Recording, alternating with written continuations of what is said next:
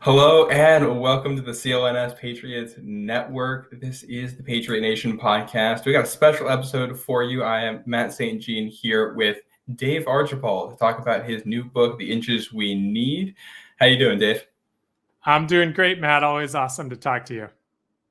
This is it's a great book. You're going to want to go out and get it. It should be out now on Amazon. And just a reminder, this podcast is presented by FanDuel. Go to, I think, fanduel.com/Boston and check that out. Dave, your book, it's called The Inches We Need. It's talking about getting that extra inch to, be a champion and win games in the NFL and how important that is. Can you talk about kind of your background and what made you want to write this book? Sure. So first of all, The Inches We Need, I would think most of the fan base would know, but it's from the Oliver Stone movie, Any Given Sunday. Al Pacino gives this halftime speech. It says, the inches we need, football is a game of inches, and the inches we need are everywhere. And we're going to fight for those inches. And when we add up all those inches, that's going to make the difference between winning and losing. And he's talking about the game on the field. But to me, I like the metaphor for off the field too, because as I study team building, I find that there are so many different areas that teams are looking at to try to find that inch, to try to find those advantages. It's like the baseball Moneyball, but writ large and with 32 teams. And there's no like small market team that has to take the Moneyball approach. Everyone's got a level playing field with the cap and draft capital. And so they're all trying to find whatever advantages, whatever undervalued assets they can get. Yeah.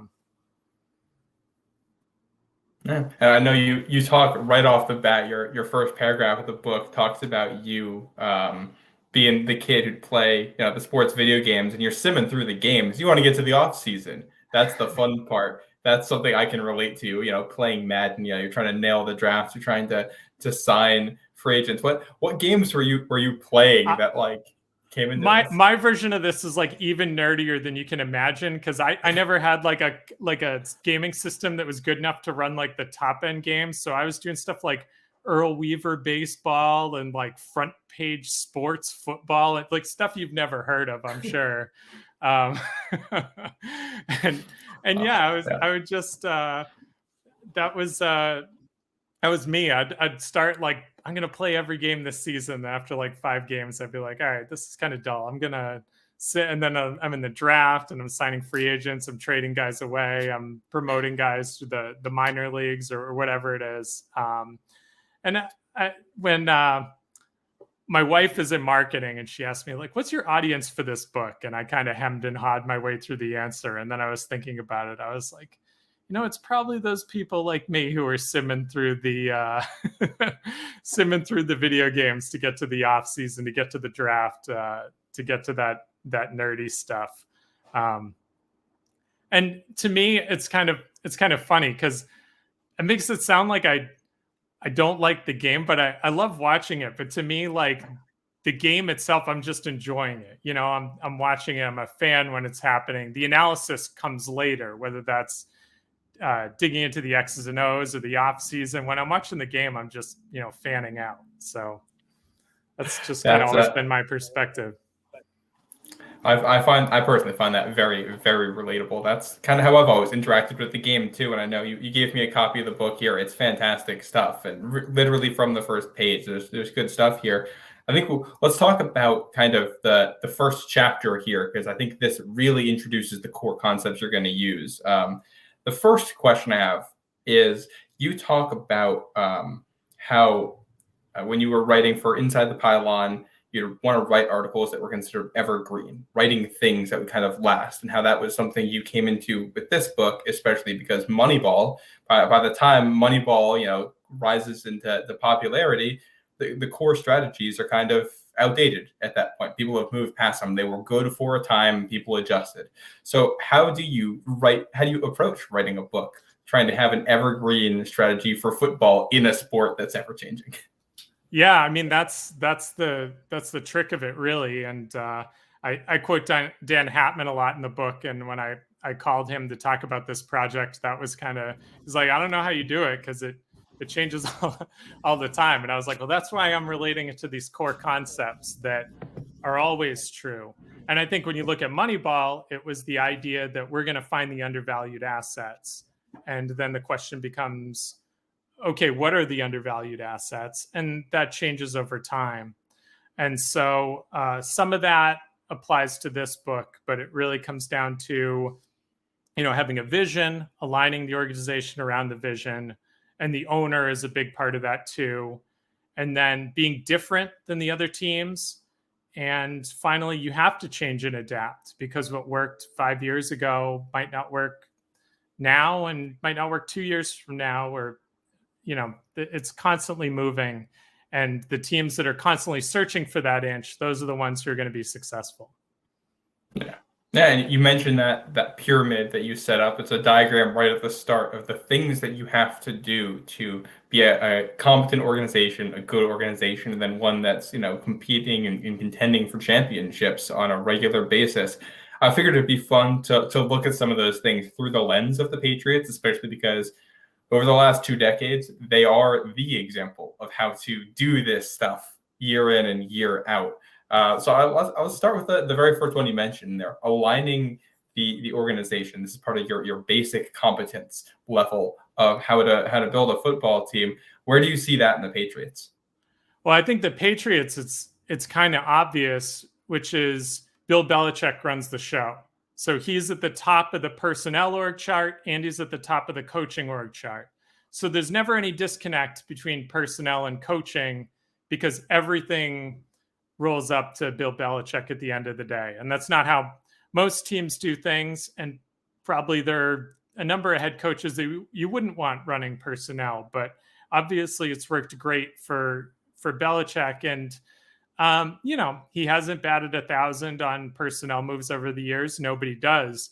But I think what you can say is that when he gets a player, he knows how to use them.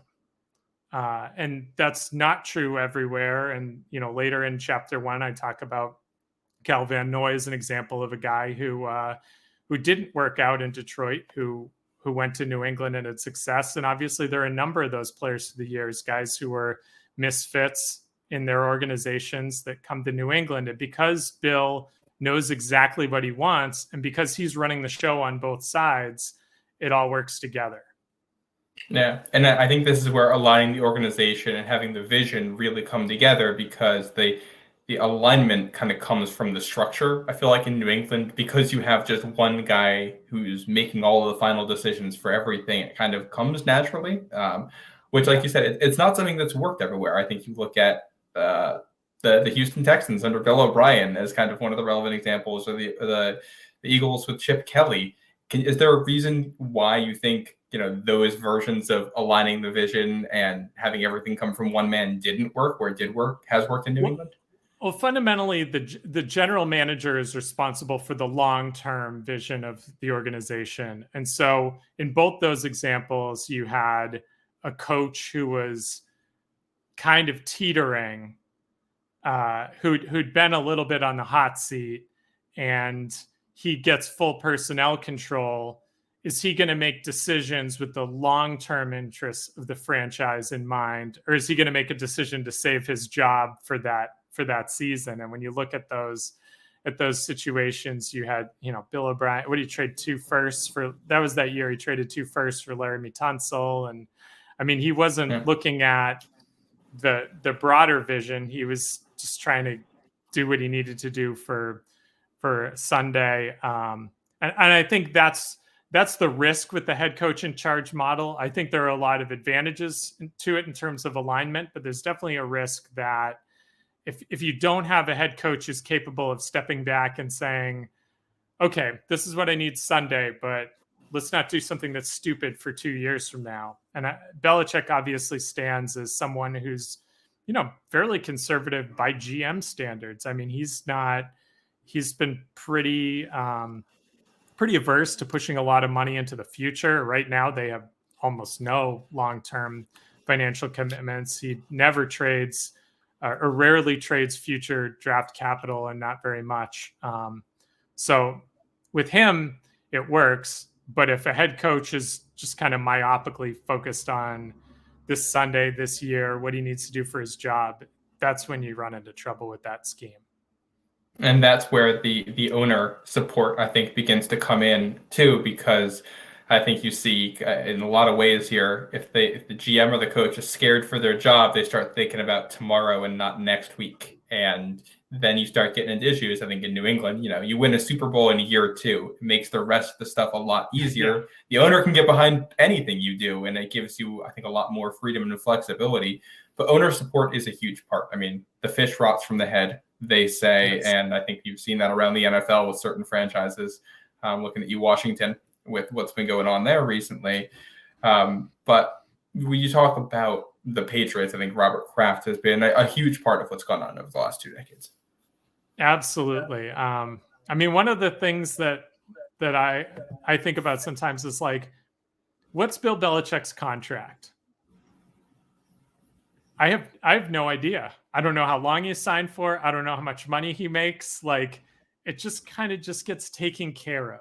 And that's what a good owner does for you. All those things just kind of get taken care of. I mean, obviously, they stepped in more public ways at times, like when he lured Josh McDaniels from taking the Colts job, or Gerard Mayo this past offseason, whenever Brady had his contract up. But mostly, Kraft has let Belichick run the show and just kind of taking care of all the stuff that that needed to get taken care of. And in a lot of time, I mean, it's kind of silly to say the owner is a thankless job. He gets the billions of dollars, but I think Kraft maybe doesn't get enough credit as kind of the third point of that triangle with Brady and Belichick. Well, it's an area where, the owner is rarely going to be responsible for wins on the field, but they can absolutely be responsible for losses by messing things up. And good owners stay out of the way and let people kind of do their jobs. And you have to have a certain amount of faith, which go back to when Bill Belichick was hired and the whole, shopping for the groceries and all that stuff. You see all three core principles kind of come through in that moment. We're going to have one coach and GM who's got one vision with the owner behind him. And that has stayed true, I think, ever since. Absolutely. Yeah. So you go up to the second level of the pyramid. To be good to great, you have to be unique. And I think this is one of those things that sounds super simple on paper, but in practice is incredibly difficult. And I think the Patriots have been unique in 4, 5, 6 different ways at points over the last quarter century here. How would you even define being unique on the football field? Yeah, that's a good question. I think with the Patriots, it gets a little difficult not to kind of jump ahead and blur this with the next core principle we're going to talk about, the change and adapt one. But I think the idea is that you have to go into, you have to not be afraid to look silly, because whenever you are an outlier, you're doing something different than other teams, people are gonna look at you and say, Bill Belichick is arrogant. Why doesn't he just do the things the same way as everybody else? Why doesn't he just run the Kyle Shanahan system? Why doesn't he just trade for a wide receiver, draft whatever? And I think you have to have the guts to say, you know what, if we try to do things, I mean, in a way, there's a lot of humility to being unique, because you're saying, if we try to do things the same way that everybody else is doing it, we have to be better than them to be more successful, or we have to be luckier. Whereas if we take a different approach, if we take a different strategy, we can be successful without necessarily being smarter, without necessarily being luckier. And I think it's in that Be Unique section he talks about when he started with the Patriots in 2000, there were only 2 teams running the 3-4. It was them and the Steelers. And so if they wanted a nose tackle, it was easy to get a nose tackle. It was inexpensive to get a nose tackle. And a lot of times those guys were kind of cast-offs because they were miscast in 4-3 systems, or the 3-4 outside linebackers. I mean, they got Mike Vrabel. I already talked about Kyle Van Noy. Rob Ninkovich was another guy like that. And so if you're running a different system than other teams, there are going to be guys that fit your system better than others. But, if your scheme is successful, eventually other teams are going to start copying it. And now you're going to be competing for a lot more teams for the same kind of players. And that brings us to the next level of the pyramid. Yeah, the change and adapt part. And to me, it feels like the NFL is kind of, it's cyclical, it's copycat. Everybody's chasing after whatever the hot thing is. So it feels like whenever a team gets one of those advantages, they are unique in a way that works out for you. Everybody chases it, and the team that was ahead gets thrown back into the cycle, and you have to do it again. So I guess it's this part, how do you repeat that process? How do you change and adapt and be unique time and time and time again? And this is where it gets tricky, right? Because how can you change and adapt and have a vision? And I think this is kind of the core of why the Patriots have been so successful, because I think in the Patriots case, their vision has the change and adaptation built in. Because unlike most of the other great coaches, like when you think of, Bill Walsh, you think of that kind of quote West Coast passing offense with the short passes, or you think of like Joe Gibbs with their counter runs, or Belichick is not really synonymous with a particular offensive or defensive scheme, even though he's readily acknowledged as one of the great defensive coaches of all time. And I think the reason for that is because fundamentally the Patriots are a game plan team. That's what they do. They game plan, and they believe in game planning on both sides of the football. They analyze the opponent. Belichick's dad was they didn't say pro scout, I guess, because he was in college, but he was, he's an advanced scout. And so he's analyzing the weaknesses of the upcoming opponents. And then you figure out from there, okay, there you get a backup right guard. How do we attack that? Oh, they're really good at passing deep. How do we defend that? Whatever it is.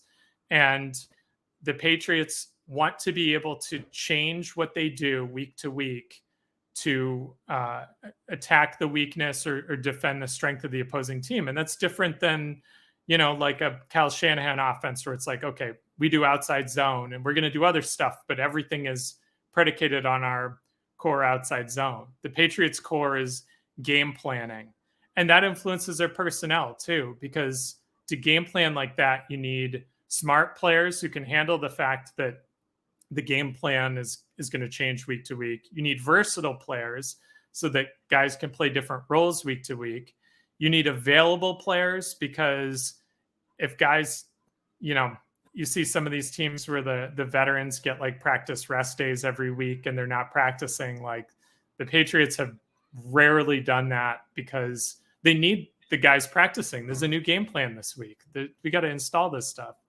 And you need some humility too, because part of that scheme is going to be that some guys' roles are going to be bigger or smaller depending on the week.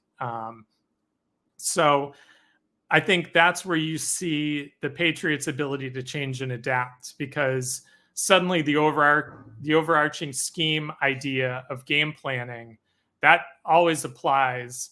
But now it's, we're looking for a little different pieces for the kind of offenses we're facing or the kind of defenses we're facing.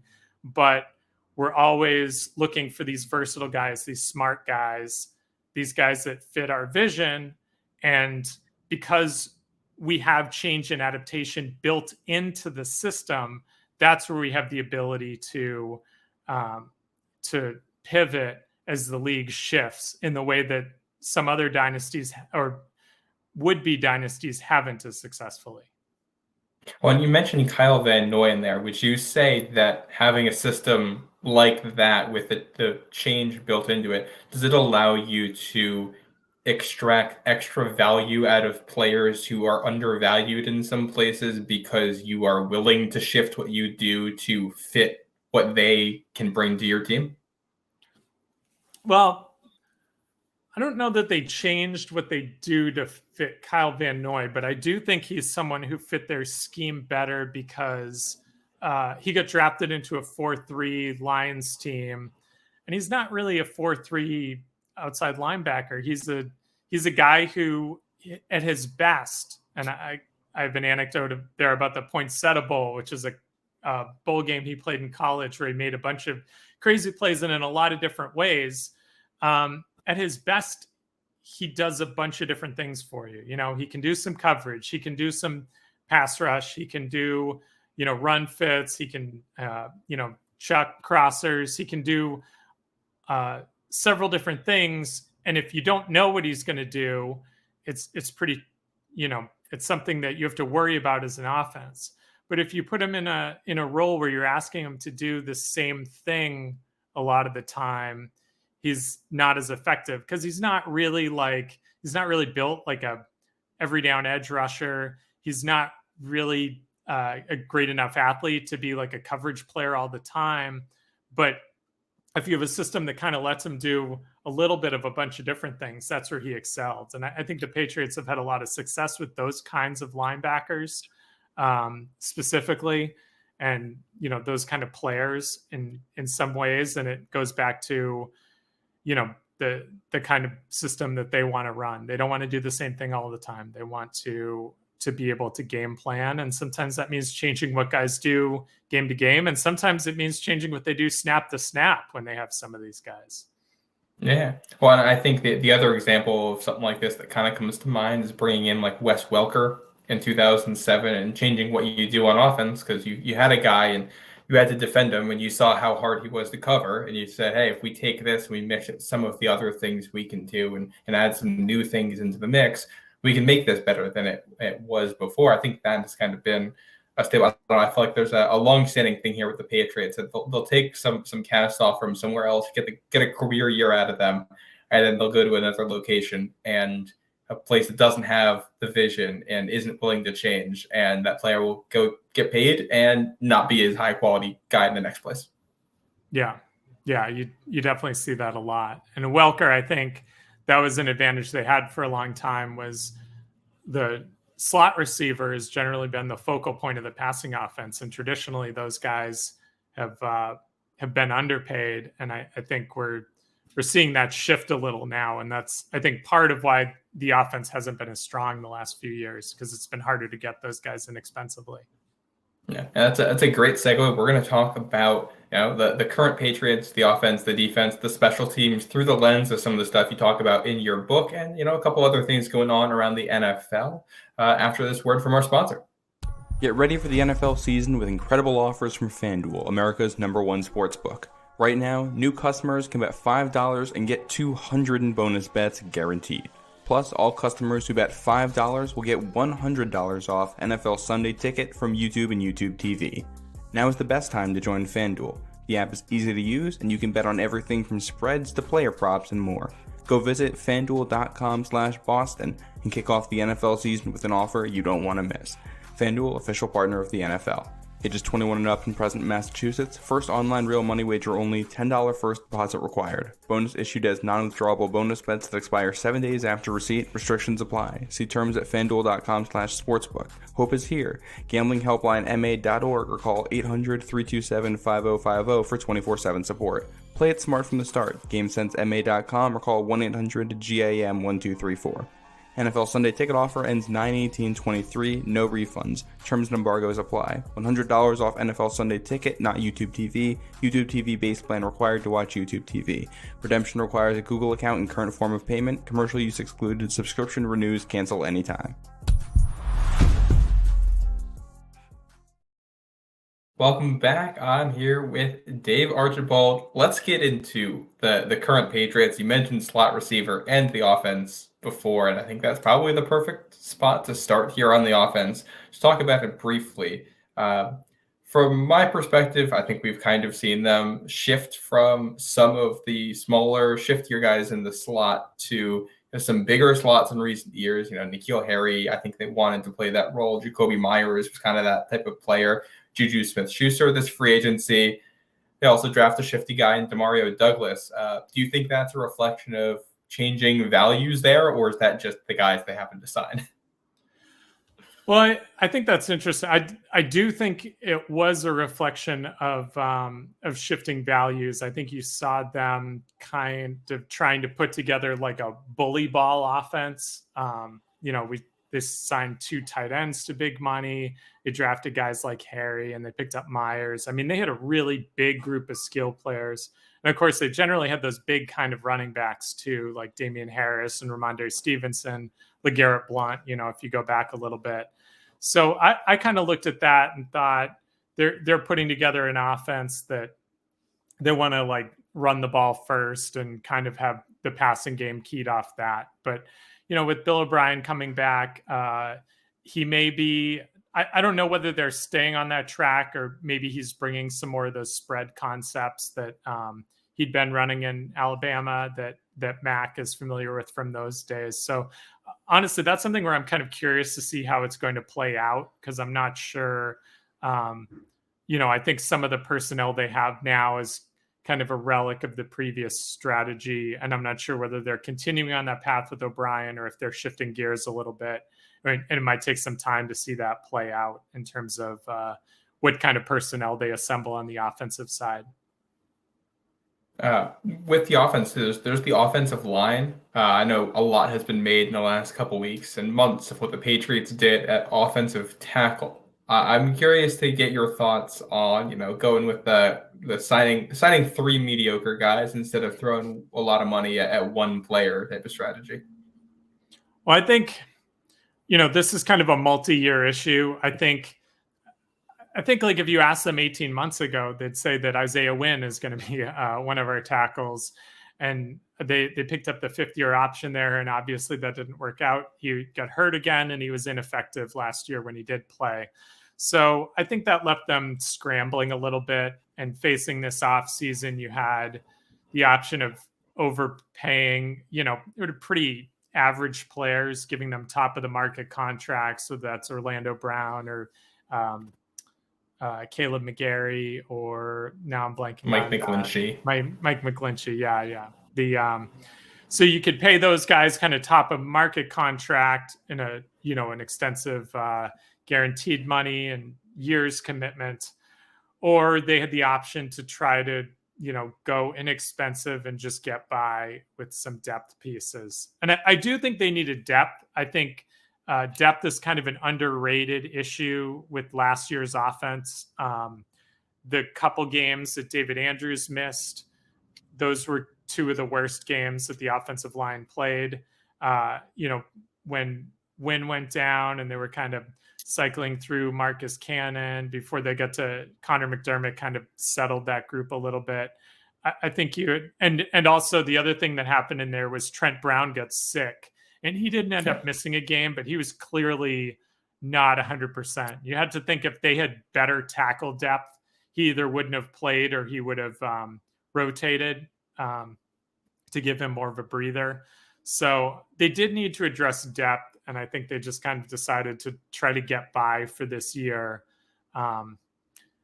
This is a team that was sub 500 last year. You can't address every issue in one off season. So I think what they did was reasonable, but at the same time, it might hurt the offense a lot this year. And I think that's why you saw them try to get a couple more options last week, and Vidarian Lowe and Tyrone Wheatley Jr. Are they going to find a solution between those guys and Calvin Anderson and Riley Reif when he's healthy and City? So, I don't know. It's the, have you seen the movie Clueless? I have not. I'm uncultured, Dave. There's a part in Clueless where he's yelling at his daughter for driving with her friend, and he says 2 permits do not equal a license. So it's kind of a 2 permits equal a license approach to right tackle staffing, and we'll see how it works out. Shifting away from the Patriots just for a second here, I'm going to bring this back, but I think one of the big stories around the NFL in the last 2-3 weeks here has been the Jonathan Taylor situation in Indianapolis. And I know you talked in your book about the value of running backs and how much an individual running back may or may not matter to winning football games. I know this has been a highly contentious point between, I think, fans and analysts. I think there's a lot of disagreement there between those two groups of how valuable running backs are. What is your take on what's going on in Indianapolis, and would you pay Jonathan Taylor? a hefty contract. Well, I think abstractly with running back value, there's kind of four things. One is historically it was a glamour position. So, people have that perspective on it. Two is as we research the game more, we find that, and as the game changes, passing is king and the running game has been devalued. And so running backs are taking a hit there. The third thing, I think there's a lot of the running backs don't matter stuff is unfair because I think it could apply to all positions, all non-quarterback positions on the field.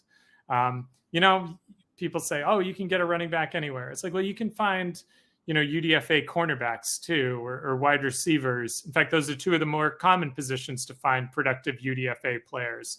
So I think a lot of the specific criticism of running backs is kind of unfair. But the fourth factor, and I think probably the biggest one with respect to the Jonathan Taylor situation, and also, the stuff we saw earlier in the offseason with Josh Jacobs and Saquon Barkley, is it's tough to re-sign running backs because they contribute, of all the positions on the field, the running backs, the most of the value they contribute is going to be before they get to 25. The highest percentage of value they generate is before the age of 25, and also the lowest percentage of value after 30. And so through that lens, it's just really hard to sign a running back to a significant contract. Even when a running back has been great, as Jonathan Taylor has been, it's just a bad bet. And we see that. I mean, the Patriots picked up Ezekiel Elliott for a song. I mean, Ezekiel Elliott was a great player when Dallas re-signed him at the age of 24, 25. And now he's 28 and he's, he was on the street a month ago. So I think, it's tough. I can sympathize with Taylor wanting to get paid. And I think he wants to get paid for the same reason the Colts don't want to pay him. It's tough to be a running back. It's a short-lived profession.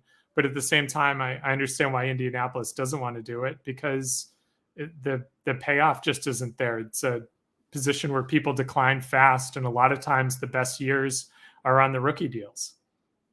And one thing I do find funny about the coverage around it too is that I think, when Ezekiel Elliott, they sign him to that massive deal and then it doesn't pan out in the end, a lot of the media attention goes to, well, why would the Cowboys give him that contract? We all know what happens with running backs. But then, a month later, you see what's going on in Indianapolis, and the media coverage comes down to, well, why won't you pay him? You have to keep him. And I think you mentioned the glamour position of running back. I think that's part of it too. I think the glamour today is in fantasy football. It still exists. It's just different than it was in the 70s, 80s, 90s. It's running back's the spot that gets you 20 points a week in your fantasy football team and is the most valuable spot. And it isn't that way in the real game. And I think there's a disconnect there for fans. But bringing this back to the Patriots, they're relying a lot on a running back this year to be a key part of their offense. And Ramondre Stevenson, one who's going to be up for a new contract in not too long here. So if you're the Patriots, how would you approach the situation, especially because you just had two running backs you drafted last year end up off the roster? Yeah, I think, I think it's the same situation. I think it's difficult to re-sign Ramondre Stevenson because as great as he is, you don't know what he's going to look like 3-4 years from now. So I think it made sense to draft a couple guys last year. I kind of thought they might add to that stable this season. They didn't even add a UDFA running back this offseason, I don't think. Was CJ Maribola a rookie? I don't He was an XFL I don't think guy, so. I think, Yeah. but. So I kind of thought they might, but so I think that's part of the approach. Something else I've noticed that's interesting about the Patriots running backs is they tend to draft guys who have been in timeshares in college, and in a lot of cases, notable timeshares. I mean, Damian Harris played with Josh Jacobs, and I'm blanking on Sony Michel with Nick Chubb. Sony Michel with Nick Chubb. Lawrence Maroney played with Marion Barber III. James White played with Melvin Gordon as Wisconsin. I mean, so a lot of these guys were even like the lesser half of these. I think Shane Vereen played with Javid Best, maybe. It's, like, so they come into the league maybe with a little more tread on the tires than some of these running backs that have gotten chewed up and spit out a little bit in the college game. So maybe that's an argument for Stevenson having a little more shelf life going into his late 20s than a typical running back, just based on having been in a shared backfield at Oklahoma, and also not really getting a ton of carries so far relative to some of these other bell cow backs. And I wonder if signing Zeke is maybe a step in that direction too. Like maybe this guy can be our 5-year solution at running back if we manage his pitch count a little better than some of these other teams with star running backs have been doing. Well, and I think if you're New England, you don't mind sending Ezekiel Elliott in for those high impact hits. You can have him pass protect and save Ramondre Stevenson from some physicality there. You can send him in when you need 1 yard. You just need him to run into somebody full steam, and that'll save Stevenson's legs, hopefully, a little bit. One more thing on running back, and then we'll move off it. And this isn't even just running back. This is a non-quarterback thing, and you touched on this before, but I want to come back. You'd mentioned in the book that I think there were only 6 non-quarterbacks who had any significant impact on, was it betting lines in the NFL? That was as of 2016. I haven't seen a more updated stat on that. So maybe Vegas is caught on a little bit, but I think the general point holds. Like the quarterback is the straw that stirs the drink, to use Reggie Jackson's old phrase. And everyone else is just kind of along for the ride. I think, Chase Stewart kind of crunched the math on this a little while ago. It's like, if you have a Football Perspective, if you haven't read that website, it's a terrific site. If you say the quarterback is worth twice as much as, or I think it was like half of the total value of the offense, and then the other 21 positions are on the field are all equal, then all the other positions are worth like 2 or 3% of the value of what's happening on the field. So through that, running back might be like 2 or 3%, but like, so is everybody.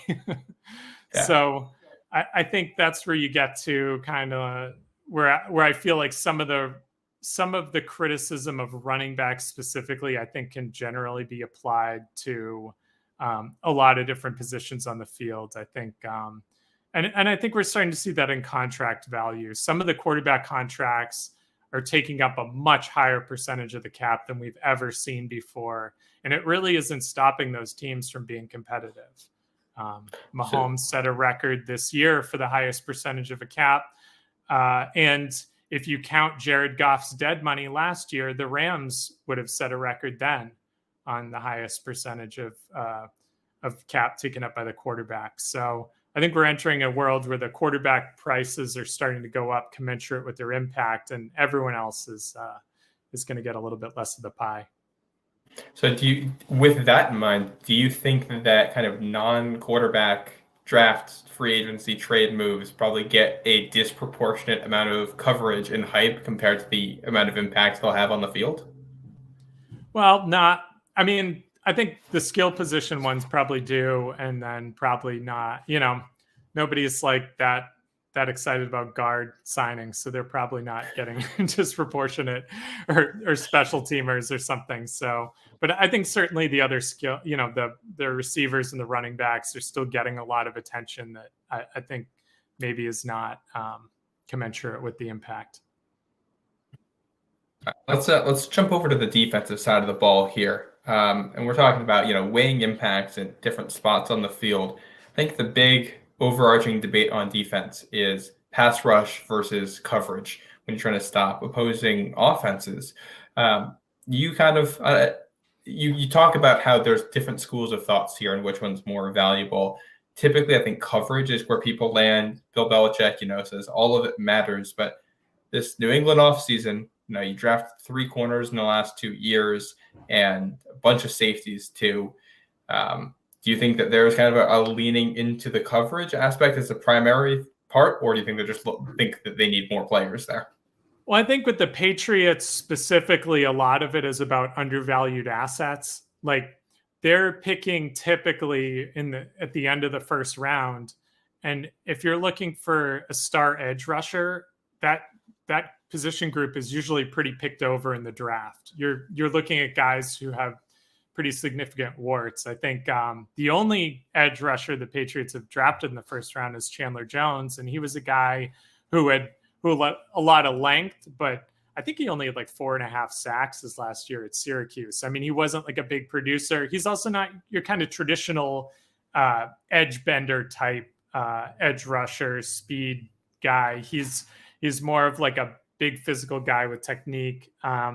So I think the Patriots have settled on, for them, it makes more sense to invest in the secondary and then try to figure out ways to get enough production out of the pass rush. And they've done that in different ways. I mean, the early parts of the dynasty, you had those great interior lines, those like 3-4 ends like Richard Seymour and Ty Warren and those guys. And then I think you saw a lot of, I talked a little bit about Kyle Van Noy. You had, some of those years, you had different combinations of Dante Hightower, Kyle Van Noy, and Jamie Collins, where you created a lot of pass rush because offenses didn't know where the rush was going to come from. Like all those guys could rush, and you never know who was dropping into coverage and who was coming on the pass rush in a given play. I think lately the formula has been more power edges. Matt Judon is kind of in that mold. Trey Flowers is kind of in that mold. And I think Keon White this year, and even Ronnie Perkins, who just got cut, but he was a fairly high draft pick. I think with the exception of Josh Uche, they're mostly not looking for those like twitched up guys. It's a lot of like strong guys who can collapse the pocket in different ways, where it's maybe a little bit different skill set than other teams are looking for, and you can maybe get some value there that other teams aren't looking for. So to me, I don't know that it's Belichick thinks coverage is more important so much as I think it's where it's made more sense to invest their resources just on the kind of players that have been available to them. And that's what we're seeing as kind of the product of that philosophy of building the defense. So going forward, then I think you mentioned Josh Uche in there, Anthony Jennings too. I think he's more on the power side of guys. Both of those guys are up for free agency at the end of this year. With what you know about the Patriots and building a team, do you think they re-sign them, and do you think it would be a good idea to re-sign them? Yeah, I mean, that's a tough question because they really haven't been re-signing as many guys lately. I think if you look back, 10, 15 years ago, they re-signed Rob Gronkowski and Aaron Hernandez after year 2. You're not even allowed to do that anymore. Now you have to wait 3 years. And when you have to wait 3 years and rookies hit free agency after year 4, it used to be you could sign up to like 6-year contracts as rookies. They only have to slog through 1 year before they hit free agency. So I think players know that, agents know that. And I think it's hard to get those kind of hometown discount type deals. Like, the Patriots, Gronk was one of the great values in the whole sport for a long time. And so I think what we've seen is the Patriots only re-signing guys who are willing to take a little bit of a discount. They got one with Shaq Mason for a while, or guys who are kind of in that like next tier down, like Juwan Bentley or Jonathan Jones, they keep bringing back.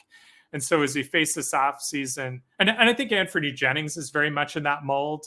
And so it'd be, not at all surprising to see like a modest deal for Anthony Jennings.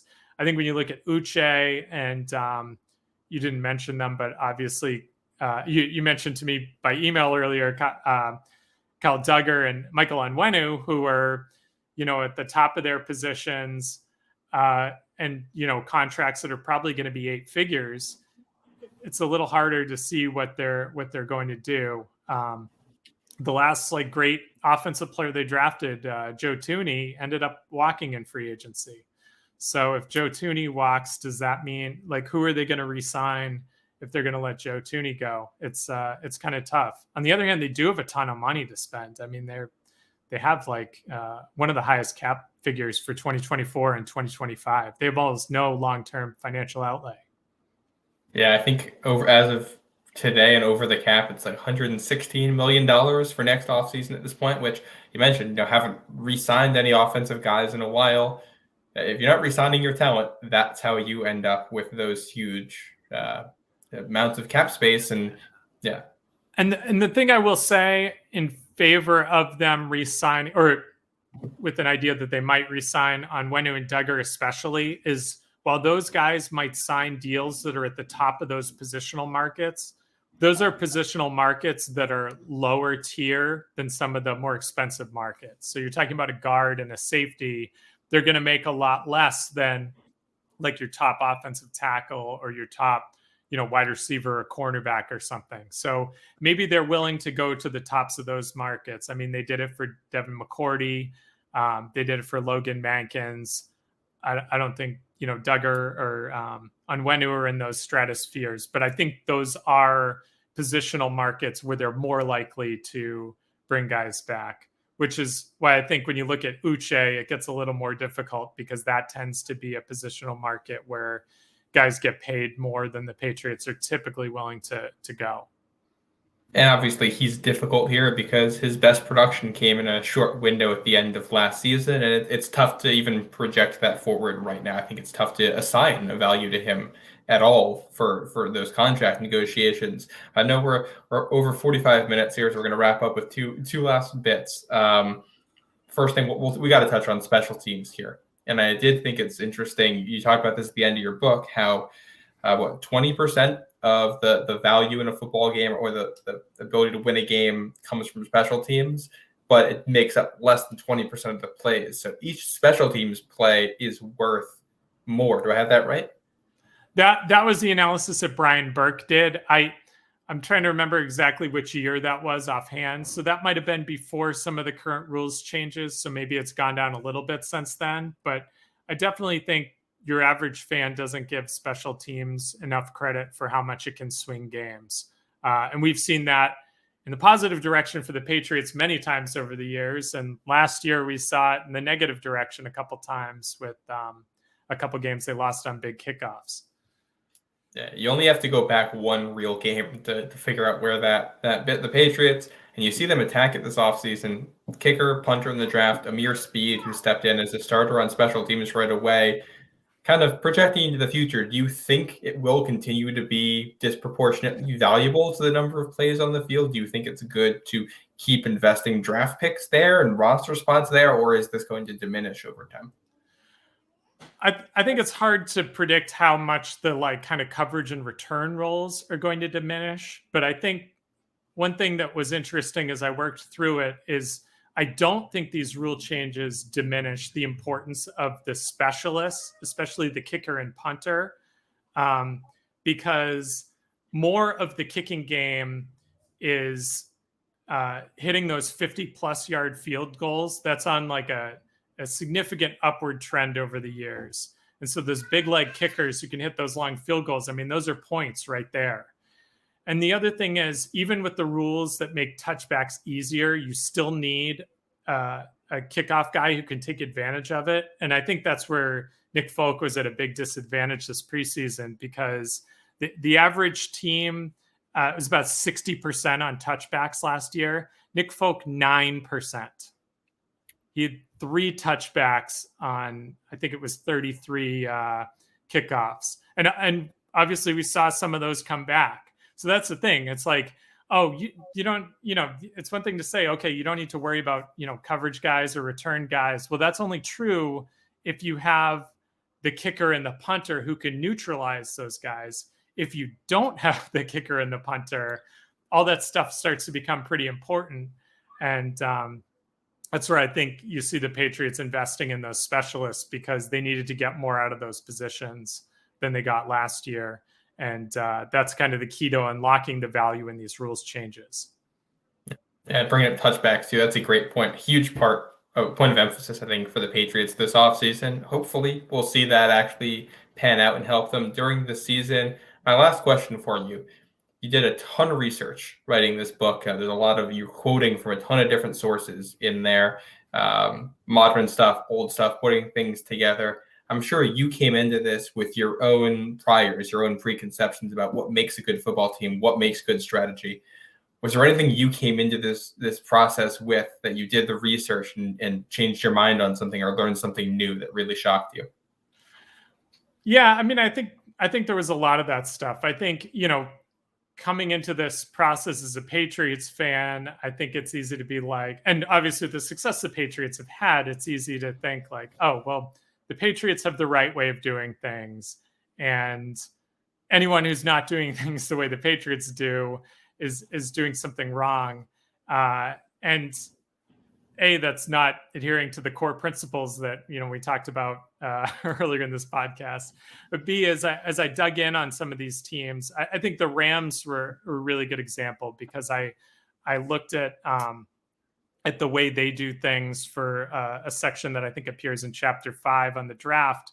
And, the Rams are really aggressive about pushing money to the future in the ways that the Patriots have rarely done. They've been very aggressive about trading first-round picks in a way that the Patriots haven't done. They're taking on these huge dead money hits. And I think, like, before digging in, I was like, well, they did a bunch of dumb stuff and they got lucky. But when you dig into it, you realize, like, there's a method to the madness. I mean, there are ways I think probably they still got lucky with injury a couple of those years, but I think they had a defined plan for how they were going to use these star players. They did some math on the value that they expected to get out of those first round picks that they traded away and decided it was going to pay off making those moves for veterans instead. They did a great job, even though they didn't have a lot of draft capital, they made a lot of picks. So it'd be like pretty often you'd see like they had no picks in the first 2 rounds and then made like 11 picks on, the end of round 3 and on day 3. And I think they did a good job turning those into players and knowing what players they wanted to get to complement those star players that they'd already obtained. And so I think when you add it all together, you see like, okay, they're doing things very differently than the Patriots did it, but there's still a vision, there's still alignment, they're still being unique, and they're still changing and adapting. And so it's a great example of how those core principles can apply to the Rams, who are doing things in a very different way than the Patriots, but they're both kind of following the core principles of the book. Well, that's a great way to leave it here. Thanks for coming on, Dave. Let people know where can they find you? Where can they find this book? Sure. So the website for the book is theinchesweneed.com. That is a link to the pre-order on Amazon. Kindle should be up by the time this comes out. And the paperback either will be or it's within a couple days. My Twitter handle, I think it's on there. It's @DaveArchie. And so you can see all my musings there and any future projects. Definitely go check it out. Lots of great stuff in there. I'm going to be sifting through this, I think, all season, looking at what's going on in the NFL. And you mentioned the non-Patriot stuff. You got stuff on all 32 teams in this book at some point, so you can see it from multiple angles. I know this is a Patriots podcast. You can see some of this stuff and the way it works in other organizations, which is very interesting. Thanks again for coming on, Dave. Definitely go buy that, and we will see you next time.